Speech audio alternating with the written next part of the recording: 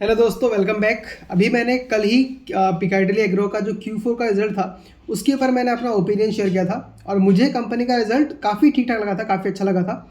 हालांकि मेरा उसमें फिलहाल इन्वेस्टमेंट नहीं है, बट मैंने उसमें कहा था कि इस स्टॉक में एक अच्छा इन्वेस्टमेंट का मौका हमको मिल सकता है और कंपनी भी फेयरली वैल्यूड है, बहुत ज़्यादा महंगा नहीं है।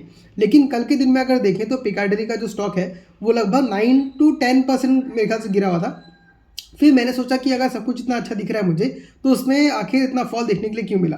तो जब मैंने और कुछ ढूंढने का ट्राई किया तो मुझे मिला नहीं, और लेकिन लकीली ये जो कंपनी है ये कॉन कॉल नहीं करती है। बट कल मुझे यूट्यूब में अचानक से इनका कॉन कॉल मिल गया, तो मैंने सोचा कि चलो अच्छी बात है, मैं इस कॉन कॉल को देख लेता हूँ। और जब मैंने उस कॉन कॉल को पढ़ा तो वहाँ भी डिटेल सुन के मुझे बहुत मजा आया और वो आपके साथ में शेयर करने वाला हूँ।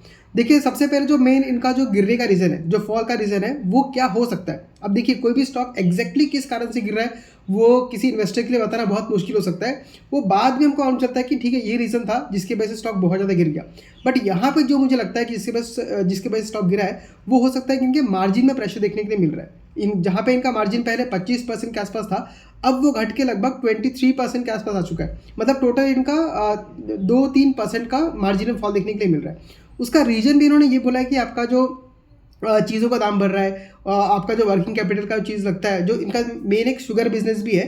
तो शुगर बिजनेस में क्या वर्किंग कैपिटल बहुत ज़्यादा बढ़ गया इनका, और एक वन टाइम खर्चा हुआ है जो कि इनका फ्यूल कॉस्ट जो होता है वो बहुत ज़्यादा बढ़ गया है, जिसकी वजह से मार्जिन का घटते हुए नजर आया। तो मैनेजमेंट ने इसमें कहा भी है कि ये आपका कंटिन्यू नहीं रहेगा, ये सिर्फ एक बार का है। आगे आने वाला टाइम में हमारा मार्जिन मतलब मोटा मोटा इंप्रूव हो जाएगा 50 बेसिस पॉइंट, या इसके बाद ही मेंटेन रहेगा।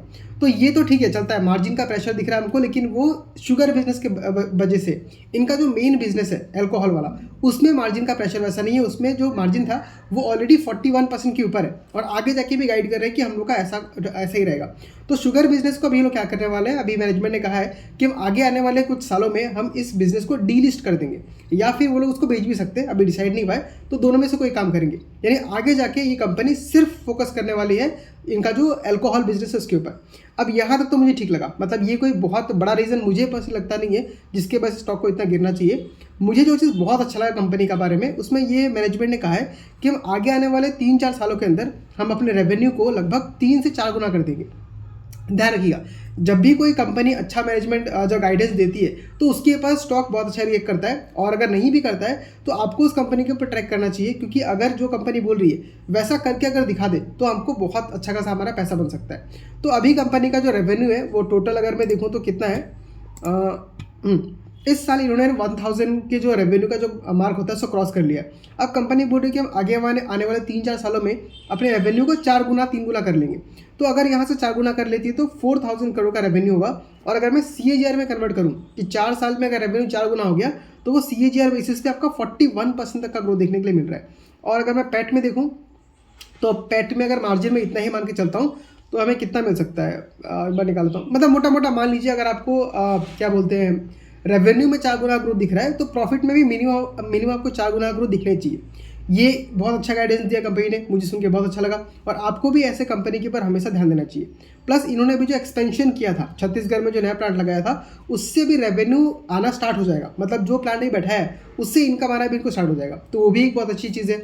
दूसरा एक और है कि इस बार इनका इंद्री, जो इनका मेन जो विस्की बोलते हैं या जो भी उनका है मुझे नहीं पता, वो नंबर 1 ब्रांड इसको बोल रहे हैं, उसमें ग्रोथ क्या हुआ, 16% का सिर्फ आया, ग्रोथ उसमें घट गया। तो जब एनालिस्ट लोग ने पूछा कि आपका ग्रोथ क्यों घटा है, उसका मेन रीज़न क्या था, तो मैनेजमेंट ने ये कहा कि उनका जो ग्रोथ घटने का रीज़न भी है वो सिंपली आपका सप्लाई कंस्ट्रेंट है, डिमांड कंस्ट्रेंट नहीं है। मतलब वो जो 16% आया, जो पहले आपका लगभग 30-40% से ग्रो कर रहा था, अब वो 16% पे इसलिए आया क्योंकि उनका सप्लाई में दिक्कत हो गया। मतलब मान लीजिए मेरे पास बेचने के लिए सामान ही नहीं है, डिमांड भरपूर है, जितना डिमांड चाहिए एकदम भरपूर डिमांड आ रहा है, बट वो लोग सप्लाई नहीं कर पा रहे। तो उन्होंने ये बोला कि हम लोग जानबूझ के हमने क्या बोलते हैं सस्ते में नहीं बेचा। मतलब इंद्री मतलब क्या करना पड़ता है ना आपको, क्या बोलते हैं, जो भी रॉ मटेरियल होता है उसको लेके बैरल में रखना पड़ता है, और आप उसको 3 से 4 साल तक रखते हैं, उसके बाद उसका प्रोडक्शन मतलब बेचने लायक बनता है, जहाँ तक मैं समझ पाया हूँ। मुझे टोटल अल्कोहल का आइडिया नहीं है, बट कुछ समय तक उसको एजिंग करना पड़ता है, उसके बाद आप उसको प्रीमियम दाम में बेच सकते हैं। तो मैनेजमेंट ने ये कहा है कि हमने अभी हिट ले लिया है, बट आगे जाके हम लोग क्या करेंगे, प्रीमियम दाम पे और अच्छे से बेच सकते हैं। तो यहाँ भी मुझे ठीक ठाक लगा है। हालांकि 16% का जो ग्रोथ देखने मिला है वो काफ़ी कम हो गया है, क्योंकि पहले मेरे ख्याल से आपका 40% भी नहीं, उससे ज़्यादा कंपनी ग्रोथ दिखा रही थी। ऑलमोस्ट मेरे ख्याल से 80-90% से ग्रोथ दिखा पा रही थी। तो इसके वजह से जो इन्वेस्टर्स हैं उनको बहुत बड़ा झटका लगा है। बट मैनेजमेंट ने बोला है कि ये सप्लाई कंस्टेंट है, हम लोग सप्लाई दे नहीं पा रहे, डिमांड भरपूर है। तो ये भी मुझे थोड़ा नेगेटिव तो लगता है, बट बहुत ज़्यादा नेगेटिव नहीं है। मतलब एक्चुअली ये कंपनी की एक अच्छा प्रॉब्लम है। मान के चलिए आप सामान बेच रहे हैं, तो आपका डिमांड इतना आ गया कि आपका सामान ही कम हो गया। मतलब आप जहाँ पे 100 पीस बेच सकते थे, आपने से 20 पीस ही बनाया, वैसा कुछ सिचुएशन है। तो अगर कंपनी इसमें अच्छा इंप्रूवमेंट करती है तो सेल्स आगे जाके और बढ़ेगा। तो अब जब मैंने कॉल सुन लिया है, तो मुझे लगता है कि कंपनी में जो थोड़ा बहुत प्रॉब्लम चल रहा है आगे जाके सॉर्ट आउट होना चाहिए। हाँ, अभी ये आपको ध्यान रखना है कि किसी भी कंपनी में आपको जाके एक ही बार भर के पैसे नहीं डालना है। मैं भी इस कंपनी को पिछले 2 क्वार्टर से ट्रैक कर रहा हूँ।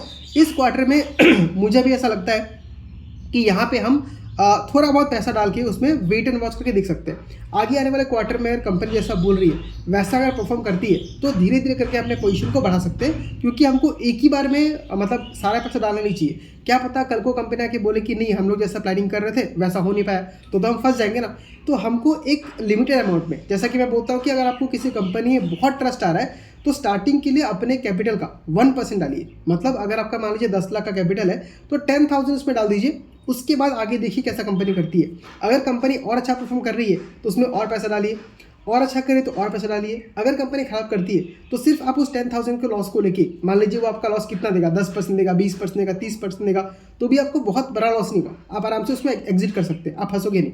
लेकिन अगर आप इस तरीके से अप्रोच करते हो कि मैंने पहले कम अमाउंट लगाया और जैसे कंपनी अच्छा कर दे गई उसमें और डालते जाइए, तो एक तो आपका कन्विक्शन भी बढ़ेगा और आपको मतलब कॉन्फिडेंस भी आया कि मैं और पैसा इसमें डाल सकता हूँ।